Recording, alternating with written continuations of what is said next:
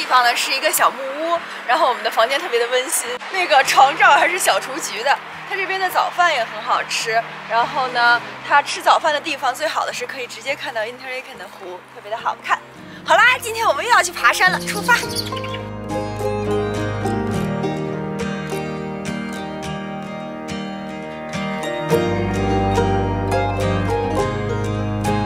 我现在准备被这个小恐龙吃到肚子里去。哎呀！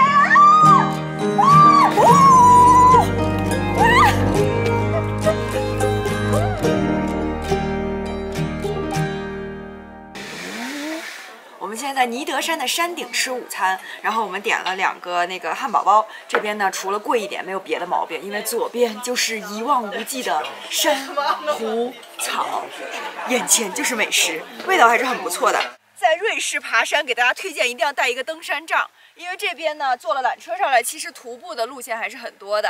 哇塞，我们先到山顶了，哦！我的天哪，眼前有一条小径，然后这个山谷里有一些小松树，好漂亮。来给你看这个山谷的正确打开方式，趴在这个边上，就像坐在那个滑翔伞上一样。哇塞，好棒！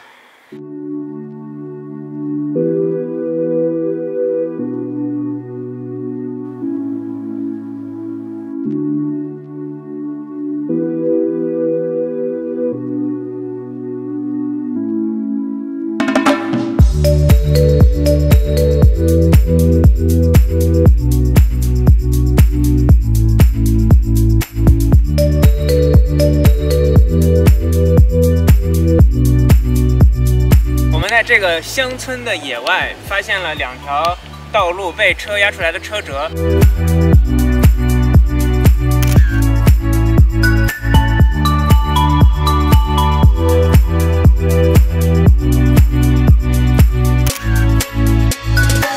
我们现在在后面这个冰川的这个角处拍了一张航拍，然后因为刚刚我们是趴在地上拍的，所以现在我的裤子还有衣服上就全都是泥，那个雪还是很湿的。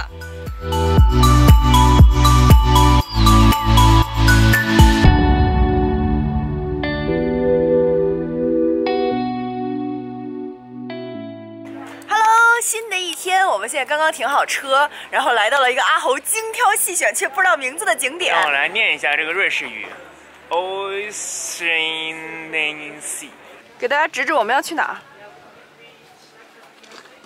？1800米这个湖是吧？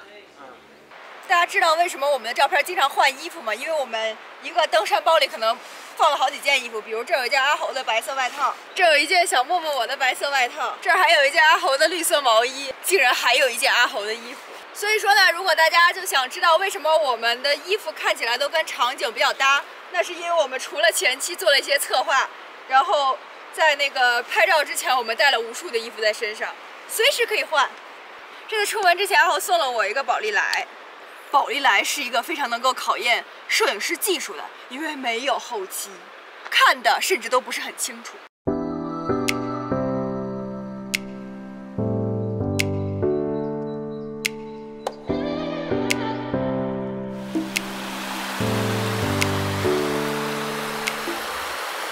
我们现在呢爬了1个多小时，大概爬了这个路程的3/4吧，然后我们的目标就是一个特别美丽的湖。其实这一趟在瑞士吧，虽然它的那个旅游资源很丰富，然后旅游设施也很完善，有很多坐缆车的地方，但是我们发现特别好看的风景，其实还是要自己靠双脚走过去的。哲里莫在这次的攀山中还悟出了一个哲理：万事开头难。当我走在这条小径上，刚走了10分钟的时候，我觉得特别累，因为当时觉得离目标特别远。但是吧，现在走到3/4的时候，就会觉得还好，因为我知道目标就在前方了。所以大家如果有什么事情想要开始的话，千万不要畏惧一开始的困难，要像我们一样披荆斩棘。我再教你个人生哲理吧。你说，上山容易下山难。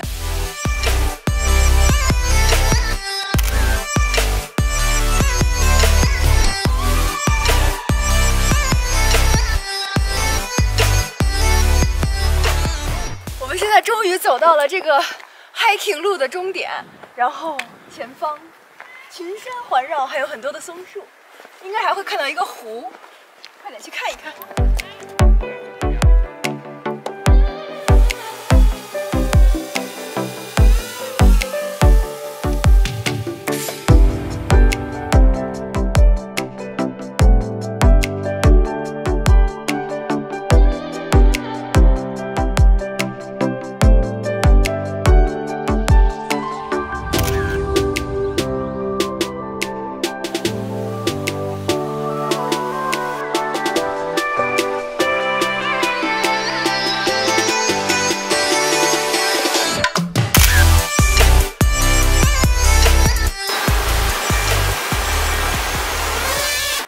小莫与牛的初次亲密接触。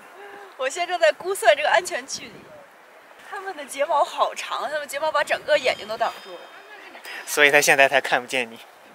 你们知道吗？瑞士的牛都会带一种铃铛，然后呢，风一吹，这个铃铛就会叮叮叮叮叮叮叮，还是挺好听的。而且这边的纪念品还有卖这个铃铛的。你蹲下吧，你可能跟它的高度差不多，这样它不会感觉特别危险。它现在正在冲我吐气。这是来自小莫与阿豪的问好，让我来伸出我友谊的双手。小莫在危险的边缘试探完了，现在安全的回来。这只小牛还是很温和的。我们现在征服了后面这座高山，我们是早上11点来的，然后现在缆车已经结束了，所以说已经超过了6点。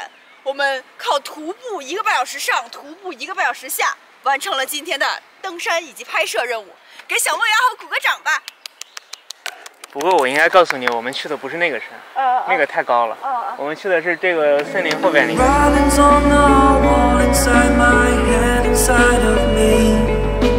Holding all these thoughts beneath my skin, can you believe?